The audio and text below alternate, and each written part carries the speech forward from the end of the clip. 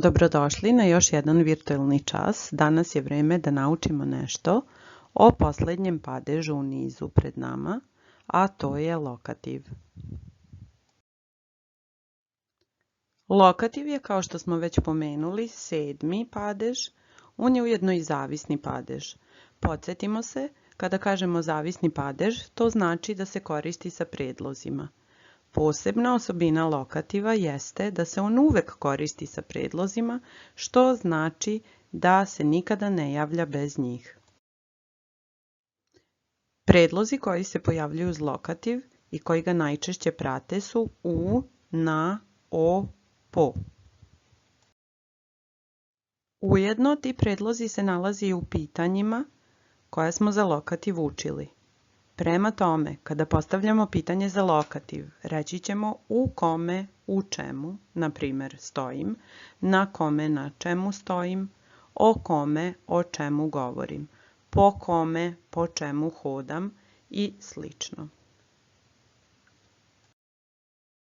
Glavna značenja lokativa. Prije nego što ih objasnimo, treba da se podsjetimo šta su to uopšte padežna značenja. Padežna značenja ne smemo izjednačavati sa službom neke reči koju ona vrši u rečenici u određenom padežnom obliku. Kako to da prevedemo i da objasnimo? Prvo i osnovno značenje lokativa je značenje mesta, što znači da on u rečenici vrši službu priloške odredbe za mesto. Lokativ još može imati i značenje vremena kada je u rečenici priloška odredba za vreme. Također, on može imati i načinsko značenje, u tom slučaju je priloška odredba za način, ali i nešto sa čim smo se sretali u primjerima koje smo na časovima analizirali, to je nepravi objekat, tada imamo značenje trpioca ili predmeta radnje. Da vidimo kako sada na primjeru izgleda sve ovo o čemu smo govorili. Na ovoj fotografiji možemo vidjeti jednog simpatičnog psa koji sedi na stolici, pa će to biti i naša rečenica. Pas sedi na stolici. U ovoj rečenici subjekat ili vršilac radnje je pas, predikat, to jest radnja koju on radi je sedi i odgovor na pitanje na kome, na čemu pas sedi je na stolici. Na stolici je priloška odredba za mesto. Prema tome, značenje lokativa u ovom slučaju je mesno ili ti značenje mesta.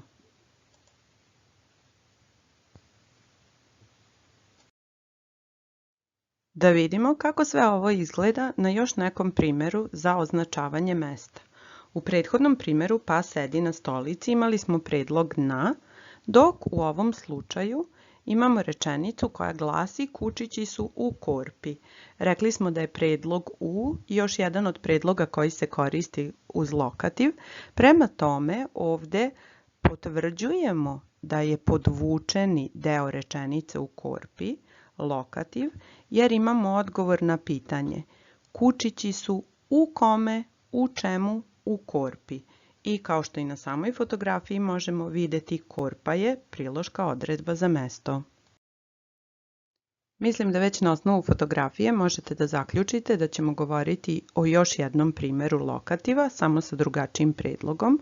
Da ponovimo, 4 najčešća predloga koja se koriste uz lokativ su u, na, o, po i sada, za razliku od ostalih primjera, ovaj pas šeta po parku. Po parku, po kome, po čemu, pas šeta po parku. Sada je trenutak kada treba da zastanemo i da napomenemo nešto što je za lokativ veoma važno. Primetili ste, dok smo obrađivali ostale padeže, da mnogi drugi padeži mogu imati također, kao i lokativ, značenje mesta. Kako ćemo onda lokativ razlikovati od tih padeža? Lokativ uvek predstavlja mesto mirovanja, mesto koje naš subjekat ne napušta. Pitaćete me onda kako mesto mirovanja ako smo u prethodnom primjeru imali psa koji je trčao po livadi. Ali tu postoji jedna napomena. To ne znači da treba da bude apsolutno miran, nego kao što vam ovaj slajd pokazuje, on se nalazi na mestu koje ne napušta. On trči po livadi. ali nije trčao ka livadi ili prema livadi ili nije odlazio sa livade, znači lokativ je mesto koje ne napuštamo. Prema tome, ovaj pas na ovoj fotografiji može da skakuće na ovoj stolici, ali to smatramo njegovim mestom mirovanja, mesto koje je zauzeo i koje neće napustiti. Hajde da vidimo kako to izgleda kada jednu prilošku odredbu za mesto, jednu te istu reč imamo u 4 različite rečenice, što znači u 4 različita padežna oblika. U prvom primjeru to je putujem na more, u drugom bio sam na moru, u trećem vozili su se prema moru i u četvrtom vratio se sa mora. Hajde da vidimo koji bi to padežni oblici bili. Naravno, reč more moramo menjati kroz padeže, ali posmatrati malo i gde se ona i kako u rečenici nalazi. Da li imamo kretanje, mirovanje, to nam je neka mala pomoć. U prvom primjeru putujem na more, putujem na koga ili na šta, na more je akuzativ jer odgovara na to pitanje, a i obeležava kretanje.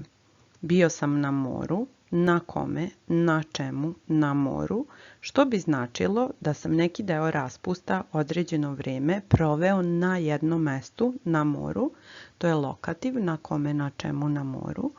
Vozili su se prema moru, ovdje već možete da uočite da imamo jedno konkretno kretanje i da je u pitanju dativ koji će biti cilj ili usmerenost našeg kretanja. I u posljednjem primjeru vratio se sa mora, sa koga, sa čega, sa mora, u pitanju je genitiv. Do sada smo se bavili osnovnim značenjima lokativa, ali hajde sada da pogledamo koja on to još sve značenja može da ima na konkretnim primjerima. Kada lokativ označava vreme, ovdje kao primjer imamo dve rečenice, zvao nas je odmah po dolasku i zarobili su ga u ratu. U ovom slučaju možda bismo trebali da prevedemo malo primjer iz prve rečenice da vidimo kako je to priloška odredba za vreme. Po dolasku bi zapravo značilo nakon dolaska, kada je došao. Zvao nas je kada je došao i tu podvučeni deo rečenice imamo kao odgovor na pitanje kada nas je zvao, a znamo da je pitanje za prilošku odredbu za vrijeme kada. Sada padežni oblik imenice dolazak je lokativ po kome, po čemu, po dolasku. Zarobili su ga u ratu, u kome, u čemu, u ratu. Također imamo značenje vremena koje se nalazi u lokativu. Drugo moguće značenje lokativa je značenje načina. U narednim rečenicama imamo podvučene delove koji nam to i pokazuju.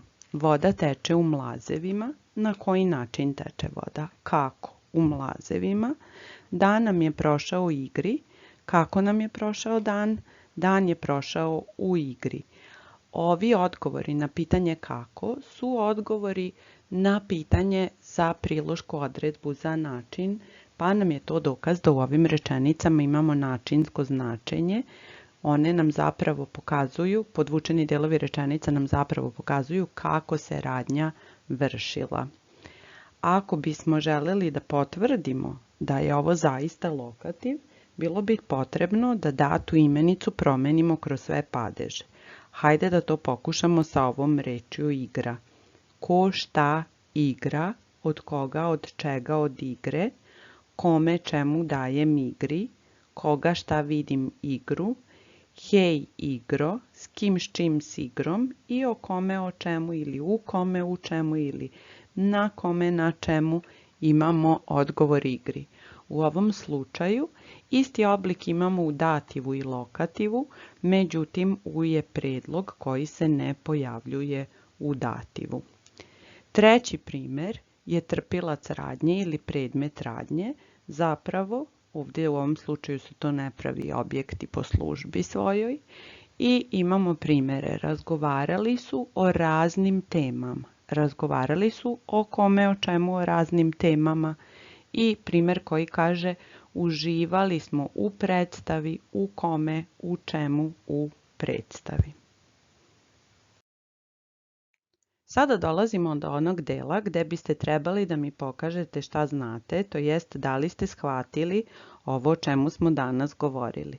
Da smo na času, bili bi to primjeri na listićima, papirićima koji biste sami podvlačili ili rešavali, ali u ovom slučaju u sljedećim rečenicama pokušajte da pronađete lokative i da odredite njihovu službu i značenja. Ukoliko niste sigurni, svakako ćete čuti moj odgovor.